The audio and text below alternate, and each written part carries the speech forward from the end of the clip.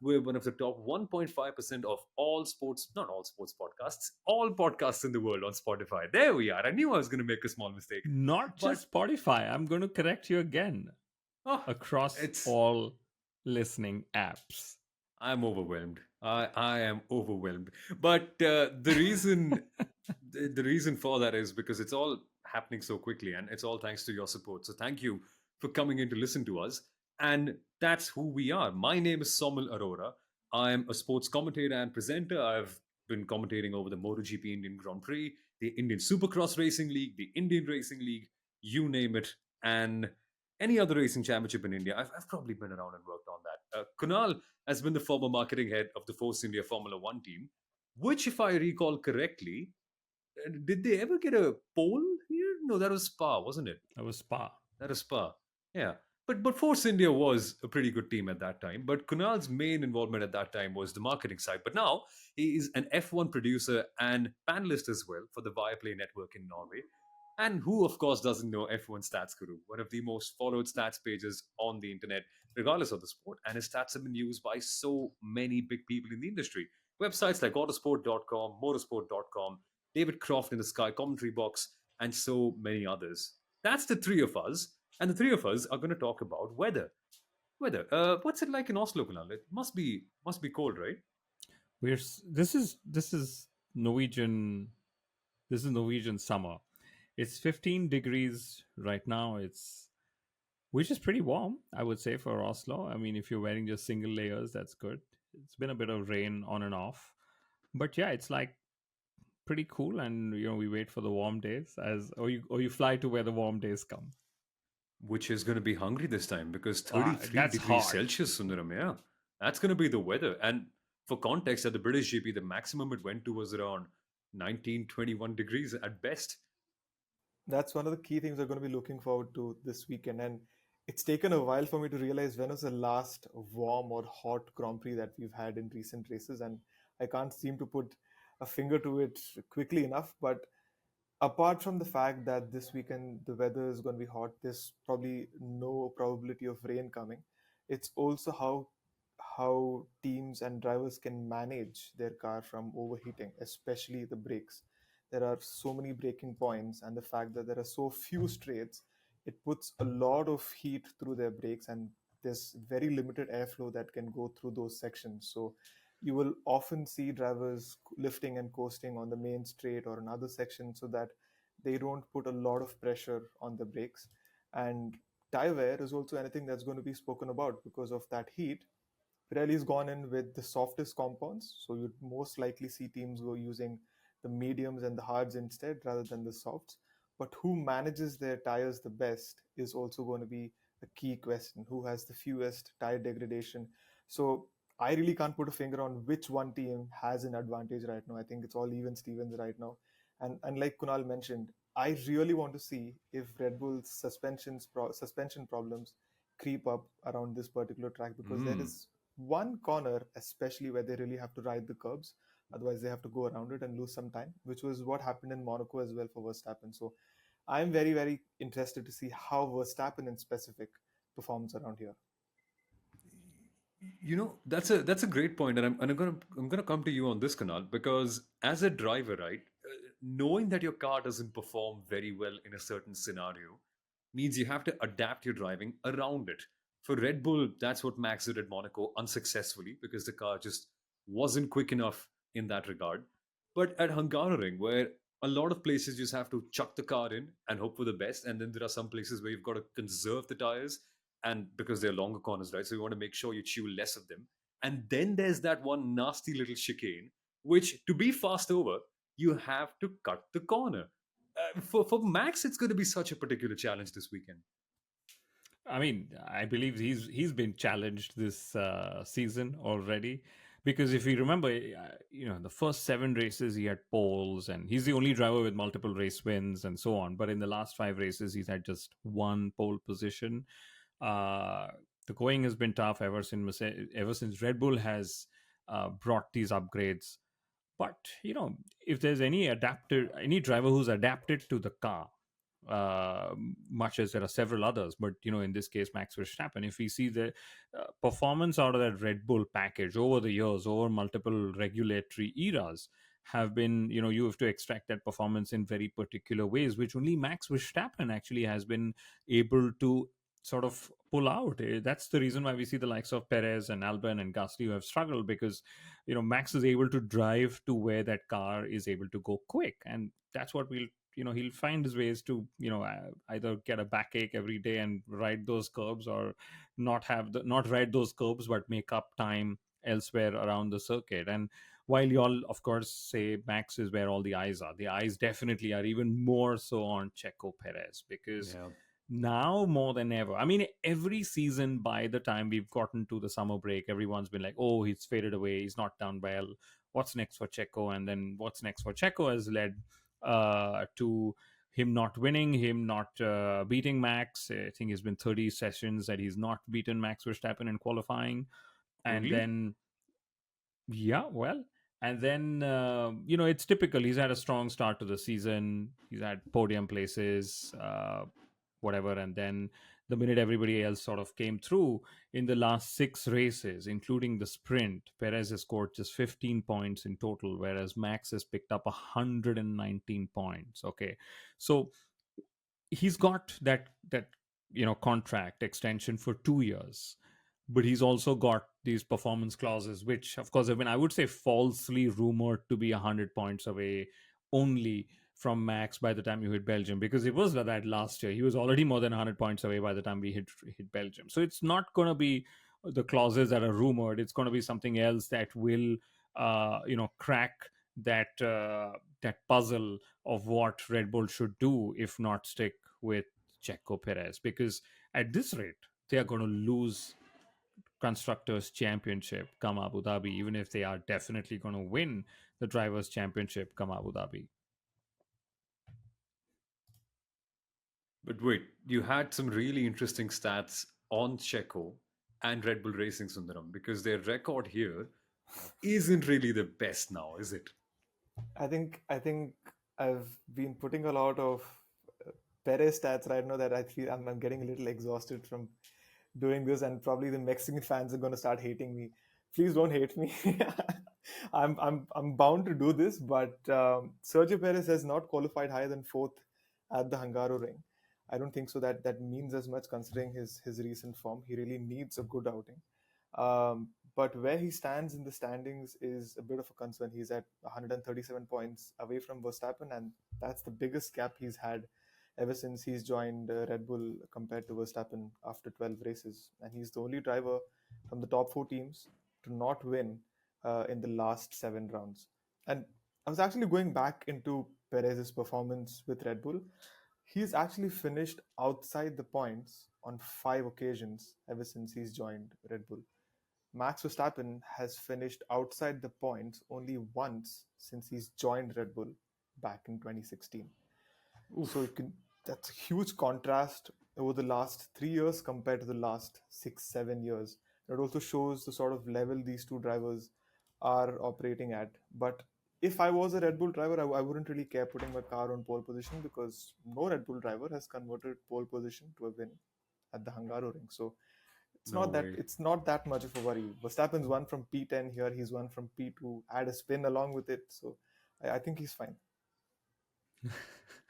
But qualifying is going to be crazy here because, as you mentioned, even though the pole sitter for Red Bull Racing hasn't quite won here very often, generally this circuit has to be one of the tougher ones to pass. For that, I mean, you've just got to look at the battles that we've had last year and the year before that. We saw Alonso versus Hamilton in 21. We saw Hamilton versus Verstappen last year. And as you mentioned, Sundaram, only 3 Hungarian GPs in the hybrid era have been won by the pole sitter, but passing here has to be the toughest thing. I mean, where do you do that? The straights are not that long, and there's only one of them, really, technically. And the corners where you can really go and hang it around the outside very quickly turn into different corners. Like an example I can think of, turn number one. You feel there is space on the outside, but the moment you feel that the space is starting to expand, it suddenly contracts and you get back into that straight of sorts before you then have another long left hander. And that's only really the proper pace to pass. And otherwise, it's just trailing along, hoping for the best, hoping that the dirty air doesn't quite cause you to lose as much time. So the psychology of racing is going to be so good here. And in terms of just the battling, I don't think it's just going to be very clearly what happens on the track, because this is one of those few circuits, Kunal, where we can actually get a double stopper. And do you know what happened when we had a double stopper in the late 2010s? Was it 2018 or 19, where Hamilton was just able to plot a late race masterclass and catch up to Max, who was saving his tires, but Hamilton was on the softer ones and going all out. Something of that sort could potentially happen if there are split strategies this time. Especially with tire degradation extremely high. The Hungarian Grand Prix is a permanent circuit, but it's not used as often through the year as some of the other permanent circuits, which is why there is a lot of track evolution, but also early session graining that you see as well. So tire degradation with the heat, like Sundaram and you pointed out, is also very high. And we've seen very interestingly that Red Bull has early stint advantage with the tires. Max is able to pull out those few vital seconds early in the Yeah. stint, but McLaren actually bring back that advantage closer to the end of the stint. Okay, we've seen Lando Norris try to do that a couple of races ago, go longer, build that tire offset. I think that could very well be one of those things that teams will want to try, given that overtaking in general on track is difficult, especially if you're on the same or similar tire life. So having that offset in tire life will be one of those things that teams will try and build in to their strategy if the race definitely allows them to do that. And two stops is always a good thing because it throws in a lot more variability, unpredictability within a Grand Prix distance, especially if it's a, I wouldn't say boring, but a dry race doesn't always mean exciting if you get into tire saving, tire management phases too early into the race. So a mixed upgrade, the opportunity to have mixed strategy is what we would be looking for this Sunday. That's a very good point that you made over there in terms of pit stops, because Um, the other thing is the fact that if you make a pit stop and then you end up behind another car, that's even more reason for your brakes overheating and not having yeah. enough air Yeah. reaching them. So where you finish after your pit stops is also very going to be very crucial. And if it's one of the front runners, Lando Norris or Verstappen stuck behind another car, they're not going to be very happy with that. So pit stops are going to be very, very key, very crucial here. And traction is also very important. We've often seen drivers passing on the opening straight, but then not having enough traction to complete that move into the next section of corners. So traction is also going to be a very key point through this weekend. And especially, Monaco is one of those places where the overcut comes into play because you could be stuck behind a slower Yeah. car and so on, like you pointed out. So could be Monaco without the walls also overcut is something that could come into play as well. So exciting. And then can Mercedes actually win three on the trot? Are they really in the battle? Because in Austria, they were 15 seconds behind Norris and Verstappen before they crashed. In Silverstone, in the cooler conditions, they were definitely the quickest, if not one of the quickest of the two cars out there. Toto Wolff has said they are bringing more upgrades to Hungary, but we've seen classic in this era. New upgrades doesn't always mean a quicker car. Ask Ferrari and they'll tell you so. Yeah. But if Mercedes is also in that battle, along with the likes of McLaren and Red Bull, then the pressure to execute things right on track in the cockpit and on the pit wall is only that much higher, and that's when is that much more fun for all of us. Yeah. And it's going to be weird because in Silverstone, in the hottest part of the entire race, where you had to do the most tire management at the fastest circuit possible, Lewis Hamilton excelled. But this time out, it's going to be pure heat. There's going to be heat throughout the race. And instead of fast corners, there's going to be properly slow and long ones. And I wonder, is Mercedes still going to be the best car in the best place in this race weekend in those conditions? Because it's not Silverstone anymore. And even though their record here is very good, it's just a big question mark that we just won't have an answer to until we go racing. Just like in the case of Ferrari, which is always a big question mark. Where are they? How good are they? What are they? And just before you switch to Ferrari, Mercedes's record, even in this era of Formula One, which is when they've struggled, I would say Hungary is one of the better places to have this record because 2022 George Russell had pole, 2023 Lewis Hamilton has had pole. So when you think of that zero pod and half pod concept and so on, even if that didn't work across a large range of circuits, it actually worked very well for them at Hungary. So I definitely would bet on them being in the play this weekend more than Ferrari because they just seems to have gone astray with that upgrade they had after Monaco because Leclerc's stats after Monaco are embarrassing as we all know. But you know what? The triple header gives you very little breathing time. You're going from one race to the other and one race to the other, and sometimes you just go to a race to race because you're contracted to go there and race. A lot of times in a Oh, lot of circuits they say that uh, are you driving the car or is the car driving you? Okay, so similarly, when you don't have breathing space and you're struggling to find answers, the fortnight's gap that we've had between Silverstone and now Hungary will definitely help Ferrari regroup, hopefully find more solutions. Because if we remember back in Silverstone on Friday, they actually ran a split setup between the two drivers to try and extract more data and hopefully build on insight. So can Ferrari really come back to their whole Monaco form? Suddenly after Monaco, they were second best in the constructors, chasing down Red Bull. Leclerc was like, "Oh, could I have an outside chance?" Or at least the media was like, "Can he have an outside chance in the drivers' championship?" and so on. But they've actually fallen back, and it's now McLaren and Lando Norris who have been hogging the chasing headlines. Ferrari's been, you know, trying something. What did he say out of the box? What did he say recently? Out of the out of I don't know. Did I say something? He said Was something. Sorry, yeah. yeah, they've been trying something out of the ordinary, especially in the last couple of races as well. In Canada, Ferrari trying to be a little ambitious with a tire strategy for Charles Leclerc, and also they Hmm. were forced to kind of pit. I get last time out in the British Grand Prix, but then still trying to be over ambitious on their tire choice and trying to see if they can gain a couple of places. For once, I would like to see Ferrari executing a straight race without any hiccups in strategy or being over ambitious. Stick to the pace and see what best you can make out of it.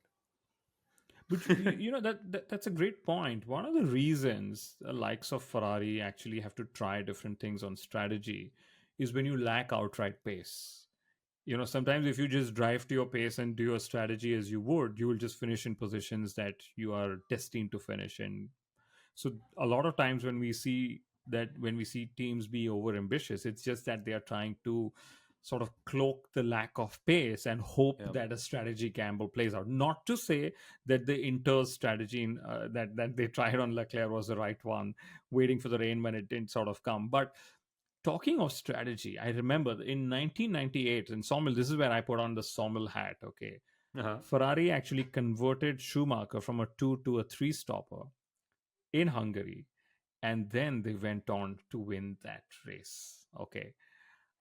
If they have to take inspiration from any race, it should be the 1998 Hungarian Grand Prix when they were so sharp on that pit wall, which actually reminds me the Hungarian Grand Prix has been around since 1986. Okay. And there are so many beautiful moments over the years that have happened. Like, we opened the podcast with Hamilton, the only car on the Yeah. start line, Verstappen spinning to win, then Schumacher squeezing Barrichello, lots of first time winners, as we said. In fact, the Hamilton Alonso rivalry peaked in Hungary in 2007 as well. Yes. And then Max Verstappen crashed on the way to the grid during his reconnaissance laps. 2020 was it? I can't remember. And then Red Bull mechanics actually fixed his car on the start grid in record time so he could start that race. So lots of moments. I'm sure if we sit and do what are the moments from Hungary, we'll have 15 more to pick from. But just some at the top of my head because it's been around for so long. It's one of those classic races. But you had a point on the Hungarian GP, Sundaram. You've noticed something interesting. Yeah, I'm surprised not a lot of other people notice this because when I grew up, the Grand Prix was not called the Hungarian Grand Prix. Do you remember what it was called back Yeah. in the day? The the the Magyar Nag Magyar Nagidi.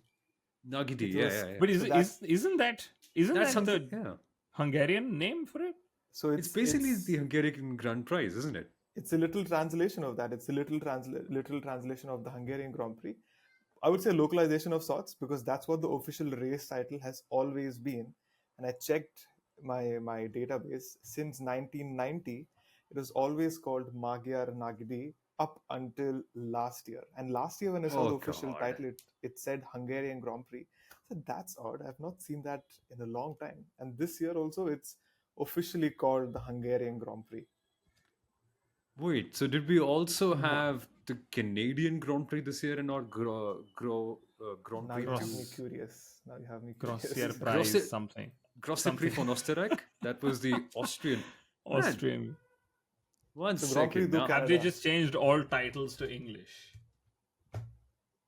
No, The Americanization of the so sport? Monaco is not Monaco Grand Prix, or Canada is not Canadian Grand Prix. Like you said, it's Grand Prix de Monaco, Grand Prix du Canada, or Grand Premio de España. So Hungary has gone back to the typical English way of saying it.